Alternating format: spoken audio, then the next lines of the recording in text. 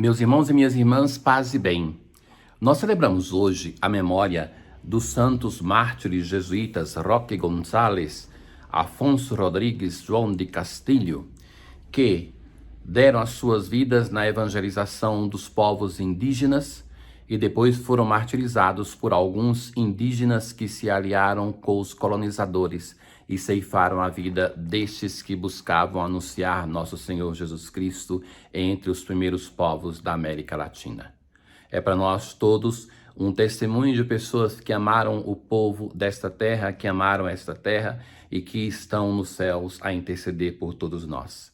Nós podemos e devemos agradecer a Deus pelo testemunho desses nossos irmãos, que com o seu sangue banharam esta terra dos povos latino-americanos.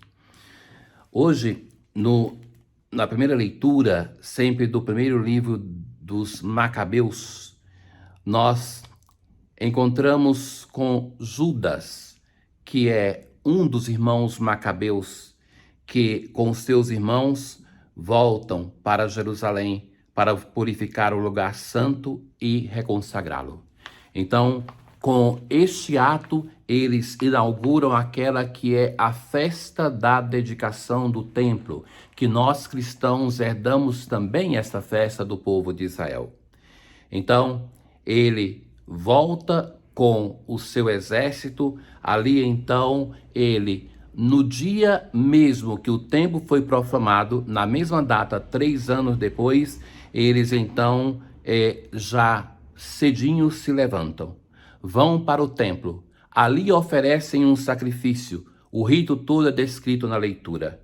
O altar foi consagrado de novo, com cânticos, com cítaras, harpas e símbolos, se louvava a Deus. Na mesma época do ano e no mesmo dia em que os pagãos o tinham profanado. Todo o povo se prostrou por terra para adorar e louvar a Deus, e a festa durou 8 dias. A festa da dedicação é também chamada na Bíblia de Festa das Luzes, porque naquele dia se colocou no templo um candelabro com 8 hastes, com 8 lâmpadas, e a primeira era já acesa, e dali se pegava o fogo para acender cada uma das lâmpadas por 8 dias. E ao final se fala do milagre que acontece, que já sem ter óleo para tantos dias, o candelabro continuava aceso e iluminando toda a casa de Deus. Ornaram o templo com coroas de ouro, reconstruíram as entradas, recolocaram as portas. Grande alegria tomou conta do povo, pois fora reparado o ultraje infligido pelos pagãos, que profanaram antes o templo. De comum acordo com os irmãos e toda a Assembleia de Israel, Judas determinou que os dias da dedicação do altar fossem celebrados anualmente com alegres festejos no tempo exato, durante 8 dias, a partir do dia 25 do mês de Casleu. Então, nós hoje encontramos a motivação desta festa que recorre no nosso calendário diversas vezes. Diversas vezes já falamos disso para vocês quando nós tivemos dedicação, por exemplo, a festa mais importante de dedicação no nosso calendário da Basílica de Latrão, de São João de Latrão. Então, que é como o batismo de uma igreja e que nós herdamos isto. Judas Macabeu, ele volta, depois que Matatias se reúne e começam então a ter forças para vencer os exércitos inimigos, então ele volta e agora ele vai devolver o templo a quem é de direito.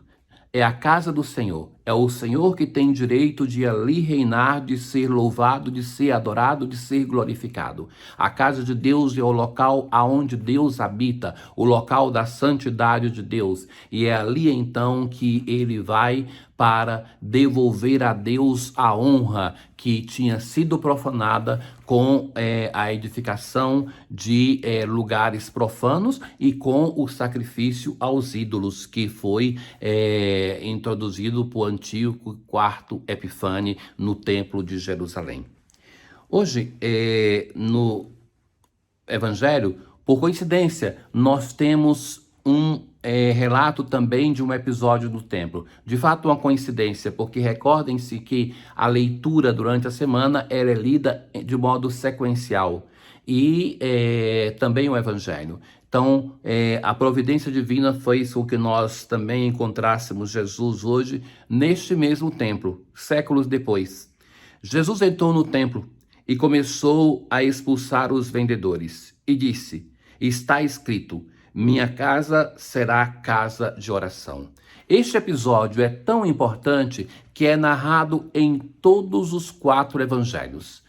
O Senhor que entra no templo, o Senhor Jesus ao entrar no templo, é Deus que toma posse do seu templo. O Messias ocupa o seu lugar messiânico, entra no templo de Jerusalém. Depois de uma longa peregrinação, Jesus, nós ouvimos no evangelho de ontem, quando vislumbra a primeira vez a Jerusalém, e evidentemente o lugar por excelência que ele via era o templo de Jerusalém. Jesus ali chora. E agora ele entra na casa de Deus, na sua casa, para tomar posse da sua casa. Como era anunciado pelos profetas, o Senhor mesmo vai tomar posse da sua casa. E é isso que acontece no evangelho de hoje.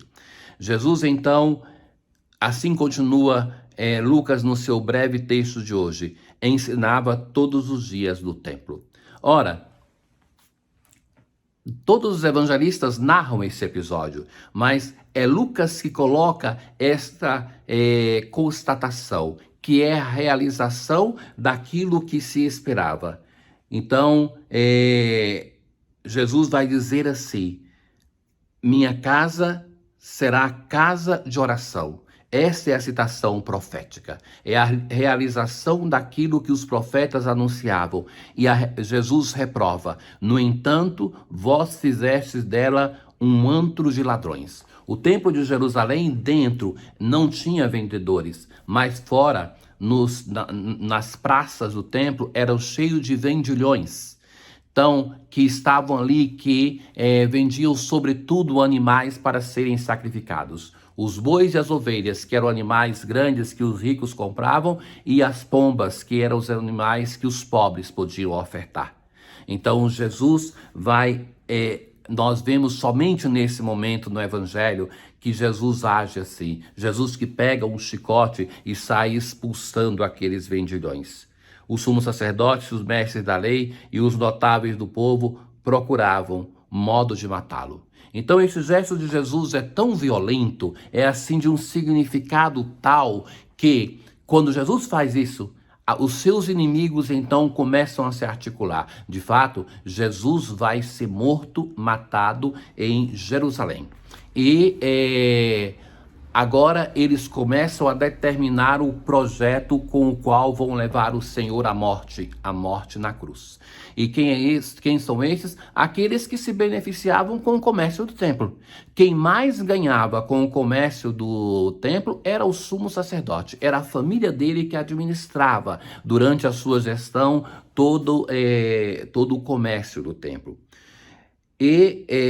Mas não sabiam o que fazer, porque o povo todo ficava fascinado quando ouvia Jesus falar. Então, a partir desse momento, agora em Jerusalém, começa cada vez mais se delinear 2 grupos. Aqueles que são as autoridades, que serão as autoridades religiosas e civis, que vão se colocar contra Jesus, e aqueles que são os pobres, que são os membros do povo, os pobres de Javé Anauim, que estão ali esperando pela chegada do Messias e que reconhecem em Jesus o Messias que chegou. Não foi assim também quando Jesus, recém-nascido, vai ser apresentado no templo, que ali está o velho Israel, os pobres de Javé, o Simeão e Ana, que vão reconhecer nele o Messias esperado. O Messias entra criancinha, depois exerce a sua vida pública fora do templo e agora, no final da sua vida terrena,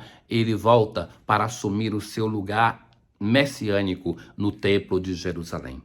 E se apresenta o próprio Jesus como o templo. É ele o novo templo que nos é caminho de salvação. Tenham todos um bom dia. O Senhor esteja convosco, Ele está no meio de nós. Abençoe-vos o Deus Todo-Poderoso, o Pai, o Filho e o Espírito Santo.